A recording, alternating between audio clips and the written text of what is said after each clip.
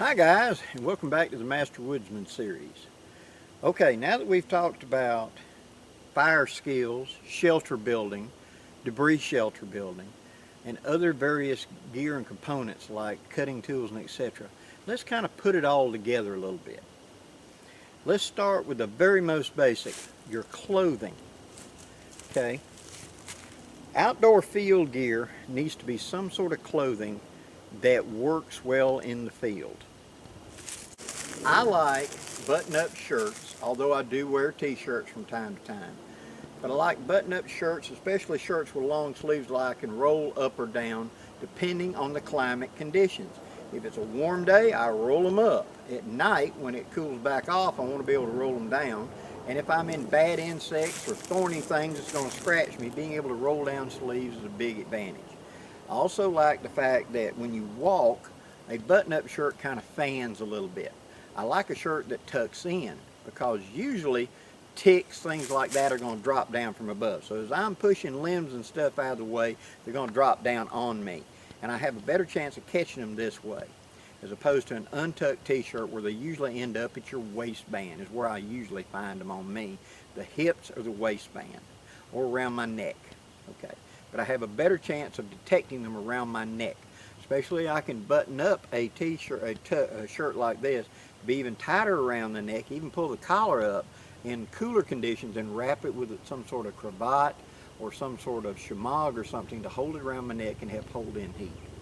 Now in the dead of winter, I'm going to be wearing layers underneath this that will not be a button up. For example, long underwear, heavy t-shirt, things like that. And then this button up does not lose so much heat between these loops.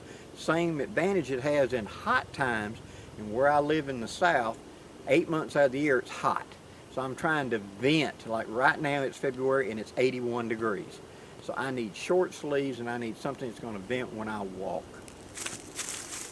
Pants, I prefer a heavy twill, heavy cotton duck pants, like the old military pants or the Carhartts or something along that line. Something if I go down on one knee, it doesn't wear a hole in it very easily. I can sit on the ground and twist and not wear holes in the back. Usually the pockets are better attached. And you'll see in a lot of my videos, I prefer a lot of the old military 1980s type pants. I've got tons of those because they're very good outer field wear. They're adjustable waistband, which means I can flare it out when I gain a little bit and pull it tight when I don't, or while I'm wearing layers, so the same pant can work in winter as well as summer. And also the cuffs are something that you can pull up tight and tuck in top of your boot when you're in a heavy tick area and you're trying to limit your exposure to ticks and things like that. Also wear heavy boots, usually old military boots, because they're rugged and durable and hold up well. Whatever you choose, I recommend boots so that they will have the best ankle support. And since most of the time in our day-to-day lives, we live in an era where we're walking on level ground. You know, the floors of your home, the sidewalks, the mall, etc. We're not used to articulating our ankles much for uneven ground like when we come out here to the woods. Stepping on things you couldn't see in the leaves that want to twist your ankle. And twisted ankles are a very common problem, especially with people that haven't got a lot of experience coming out, because they're not used to being on uneven ground and they haven't developed the muscles in their legs to walk on uneven ground. It's the reason your legs tire out so fast in hiking, because you're using muscles you usually don't use. Okay? So, boots are a great way to support your ankles and limit your twisted ankle problems, especially when you're first starting out. They also, when you're sitting down, you got your legs tucked under you Indian style. It gives you some pretty good support. So stuff doesn't crawl up your britches legs. You can tuck them in the top of your boots. Cinch it up tight. Okay, enough on clothing. It's going to depend on your environment and your personal style, but that's been my experience the best way to go. Now, headgear. I like a wide brim hat.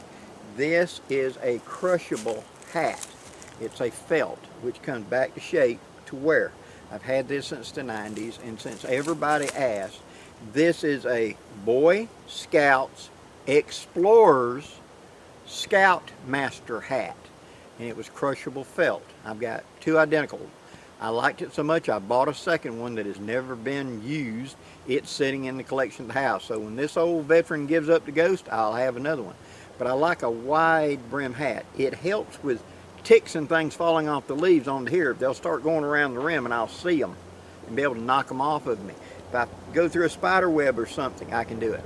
If I come up and I'm in a swamp area and I turn and look and I got a snake in a bush, and it happens, where you'll turn around and you're eye level with a venomous snake, like 25 inches from your face. Being able to do that and just gently roll this thing down as a shield to back up and then pull the hat back makes a difference. I will demonstrate that again. Sorry for the aircraft. If I turn around and I look and suddenly I got something bad right here, I can very gently do this, lift up, just roll it down and back up, give him a target. And then once I'm out of strike range, then I pull the hat back. I've had to do that more than once. Usually snakes are not going to bother you. Snakes are not going to chase you unless they're territorial or they're agitated for some other reason. In my experience, the only snake that's ever given me any grief has been cottonmouth moccasins. They seem to be born ticked off down here in my neck of the woods. Most times they live their life, they'll freeze and you just walk around them.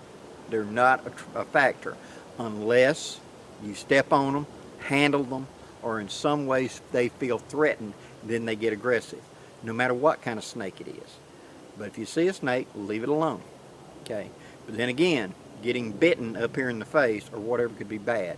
And the last time I checked, anti-venom for any of the big ones like rattlesnakes or etc., to go to the hospital and get the anti-venom was something in the neighborhood of $40,000 to $50,000 medical bill for that. So I don't want to be envenomated. So I want clothing that gives me the advantage. Loose fitting clothing. I want boots. In heavy snake country, get some snake boots or snake chaps. So as you're walking along, in case you step on one, he can strike you. Now this isn't related to clothing, but I will quite often have a stick I'll cut about eye level whenever we're walking through cover and I can't see the ground well, and I'll switch that back and forth in front of me. To alert the snake to my presence in case he's asleep, I'll wake him up and let him know, hey, human going by, and he'll usually leave you alone. On the other hand, if one is just aggressive and feels like striking, they'll strike at that pole swinging back and forth, and that'll alert me to his presence, especially a copperhead or something that just blends into these oak leaves where you're staring straight at him and you can't see him. His camouflage is perfect. And copperheads will just lay dead still till you step on them. When you do, a pair of boots is a great thing to have because they normally strike the boot and they normally don't penetrate a boot. Sandals, hiking shoes, thin, light. Man, I love these super light little hiking sandals. You might as well be barefooted, and he can strike through that. So that's another thing for good footwear. Okay, now let's step it up a minute. Let's talk about your basic carrying, your haversack. Haversacks are our basic kit, and it's where we're going to carry our basic essentials with us to the field. And again, this is a personal choice. This is something that's going to reflect your gear, but you need a fire kit, and we've talked extensively about a fire kit. You're going to need some sort of blade to carry with you. It can be either something you're going to carry on your belt, something you're going to carry on a baldric, something you're going to wear around your neck, or something you're going to leave hooked to the bag. Any of the above, but you're going to need some sort of field knife to have with you for your bushcraft duties, fire prep, etc. And having a fire rod on your knife is a great thing, but you should also have that in your kit as well. Redundancies of it. Now, a kit doesn't have to be a real fancy haversack like my Blackbird. It can be simply an old piece of surplus. This is an old New Zealand gas mask bag that one of my subscribers sent to me as a gift. It's marked 1941 on it, and it's got multiple internal pockets. This will serve just fine as a beginning haversack. All I need is something I can sling on my shoulder and have my basic kit where I can lift a flap and get access to it. What do I need? I need a compass. I need a signaling device. I need a light source of some kind. And of course I need the fire kit and some sort of sheltering system. Okay? It doesn't have to be elaborate. It can be elaborate. This is an old leather shooting bag of mine that I made many years ago out of elk. And this could serve as well if you had something like this. I've even seen guys take a woman's purse they found at the Goodwill and modify it to turn it into one. That works. It's simply a bag that carries your stuff. Now, what bag do I need? What stuff are you carrying?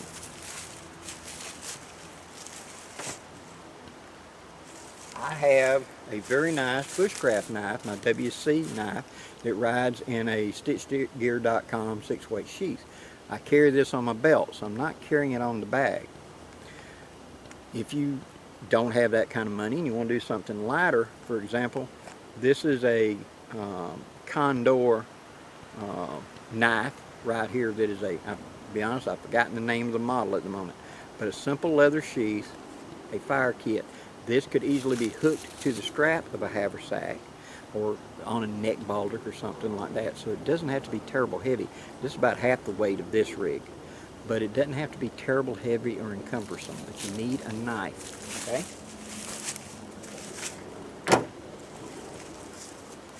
Now for my basic kit, what I carry is for an everyday carry. I'm going to have a bandana. This bandana rides on the strap, unless it rides on me. I've got a little neck slider. This slider was given to me by the Feed the Fire guys.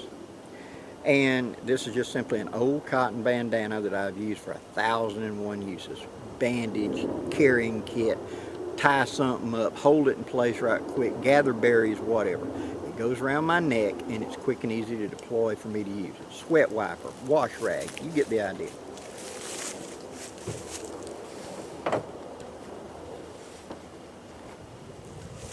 I have an ultralight shelter system. This is a 5x7 tarp with the guy lines. Now with this, I can set it up as a rain cover.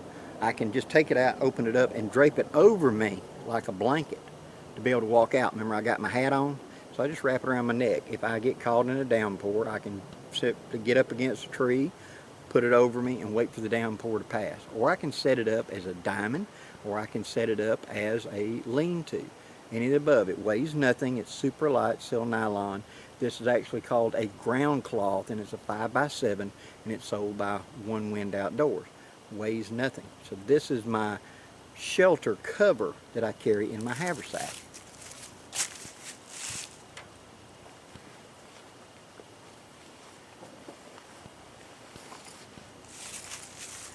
This is my ultralight hammock from One Wind Outdoors. That's the hammock plus the straps, and straps take up over half that bag. This thing is really, when you squeeze it down, about the size of your fist. Weighs nothing, like a pound, pound and a half, maybe 2 at the absolute most. But this is a 350-pound breaking strength hammock with a ridge line. This is a full-size 11-foot hammock that I can sleep in, and I have many times. This is great to have because I can take it and quickly hang up a sitting place.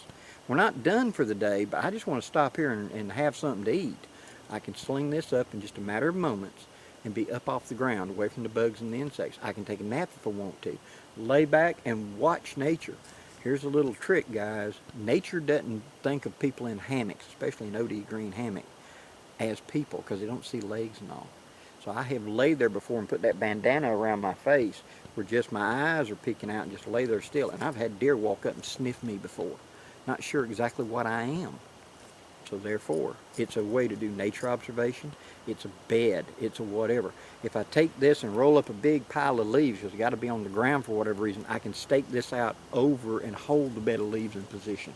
So it becomes a leaf tick if I need it. Quick and easy.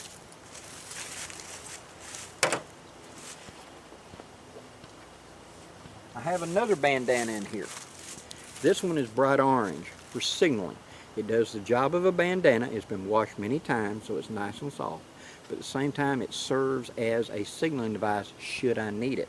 This is big enough in size that if I, like you saw in my hunting video, I drape it over my hat like that and put my hat band down on it to hold it in place as a signaler, because it's over 144 inches, legal in the state of Alabama. But it can also be used around my neck or whatever. So I have a signaling device, as well as another thing I can just open up and lay down to have a clean place preparing food to sit, whatever, quick and easy and sacrificable. Life comes to, I need an emergency bandage or whatever, this gets cut up.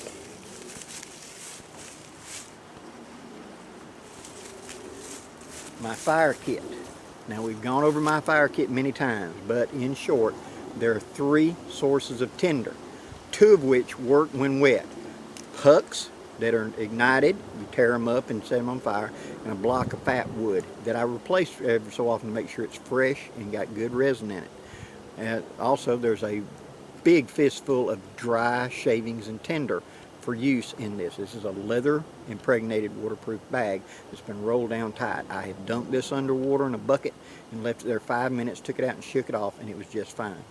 There's also 3 sources of ignition. Lighter, at least 2.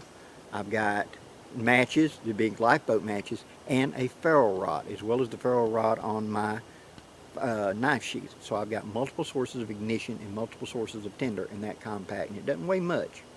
None of this gear weighs a lot. And that's it for the body of the bag. The additions that I would add into this would be, if I was carrying a canteen cup and I'm taking something along to eat, I'd add that. Some craft I'm working on, I'd add that. Some tool I need for what I'm doing, I'd add that. A saw, whatever, would be added at that time. On the top of the bag, I have my quick deploy ridgeline. I have a bag of Bushcraft zip ties ready to go, and I've demonstrated this many times. These have been daisy chained together, and they're hunks of paracord set up in Canadian jam knots. Bushcraft zip ties, where I can just pull them out, I can lash together a table, a chair, whatever I need, very quick, and reclaim it right there. I have a small button compass, or a small compass, because all I need to know is how to not walk in a circle. I do my investigation before I ever go to a place, and I know what's north, south, east, or west. I came in on the east side, let us say, of this property. There's a road that runs the entire length on the east side of this property. If I go north, I come into a housing division. If I go east, I come out into agricultural fields. So I can't go in any direction and be lost. All I gotta do is just walk in a straight line. But I know if I walk that way, I will get back to the road that I came in on. And this makes sure I don't walk in a circle. So that's the reason I carry a compass.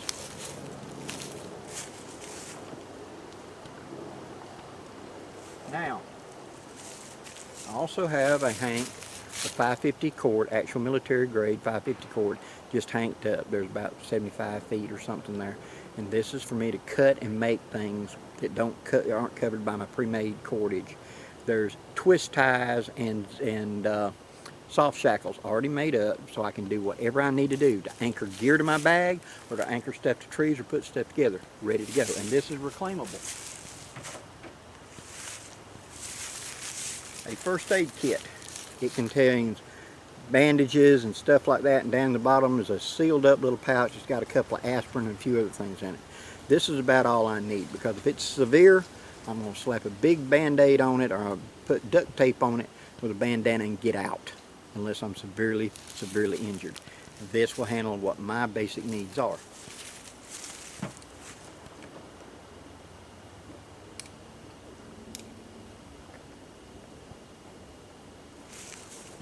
Okay, I carry a Wazoo Exotac repair spool. There's my supply of duct tape. There's sewing and fishing line, and inside of this thing I carry sewing needle already threaded up with fine thread, as well as a couple of small fishing hooks and weights. So with that, I can rig up a fishing rig if I need to. I carry a small open L as, a backup blade, a very sharp, small backup blade. I carry one of the Viking sharpening stones in here to keep the edges topped up in the field. I carry a flashlight, also works as a lantern, and it's got a hook I can hang it on a ridge line. And I carry a little combo right there of a fork, knife, spork type thing so I can eat in the field.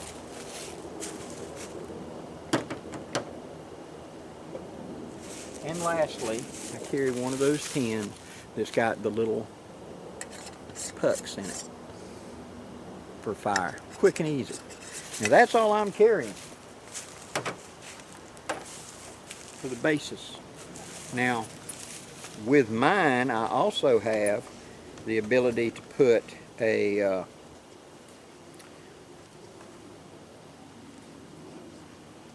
blade, bow saw blade, will fit into the strap of my haversack, so I can be carrying that and make in the field a big, buck saw to use in the field if I need it. I don't have to carry that. Other things that I've demonstrated, like my little skewer set for my really small squirrel cooker, slides up in here as well, and I can carry it in the field. The back of my haversack has anchor points on it where I can rig up shovel, axe, whatever I need at the back of it. This can also be turned into a little bitty knapsack by flipping it over my shoulder. All of that. That's the basis I'm carrying, and that's where you should be. First, you determine the gear. Then you see what size bag you need to carry it with. See, get your gear set up, then the bag. What you come first, chicken or egg? I need the gear so I know how big a bag. Don't just go buy a huge bag. If you get the big bag, you're going to put stuff in it, and it's going to become a burden. It's going to dig into your neck, and it's not going to be comfortable to carry. Carry the smallest bag that I can carry it, tuck it up under my arm, nice and tight, so as I'm moving and grooving, it isn't flopping around. And at the same time, there's just enough room to add in that can of soup, that can of chili, that can of whatever to heat up when I get to camp. Now, along the back of this strap, if I want to overnight with this rig, I can take, this is a much larger tarp. This is a 12-foot hex tarp that actually compacts down really, really small.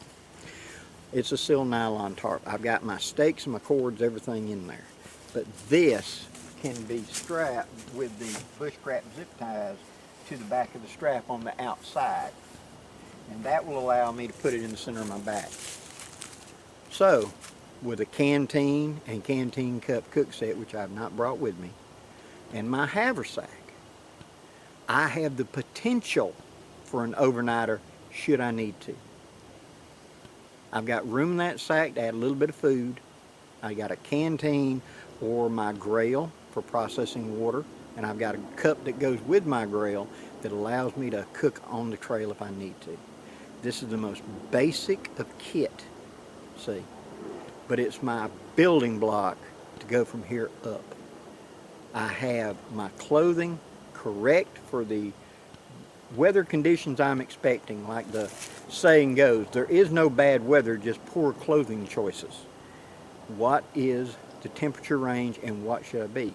Now down here in my south, what would be experienced this week, it's 81 degrees right now. It was 34 like 2 mornings ago.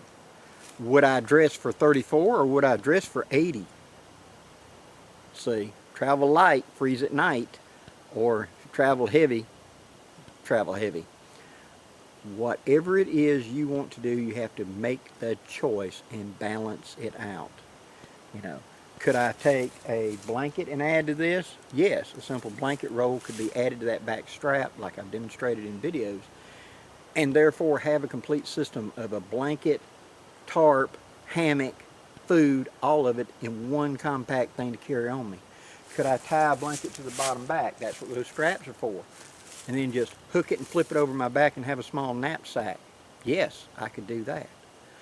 Your haversack should be versatile to fit your needs.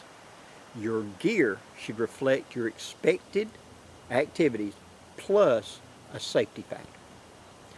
The more experience you get, you can narrow down that safety factor because you got experience. But when you don't have experience, you need a big safety factor. So err on the side of caution. Hope you've enjoyed this video, guys. If you really enjoyed this content, please hit that like button. I'd greatly appreciate it. And there'll be more videos coming up next month. Till next time, I'm Blackie, wishing you safe journeys Have a great day, guys.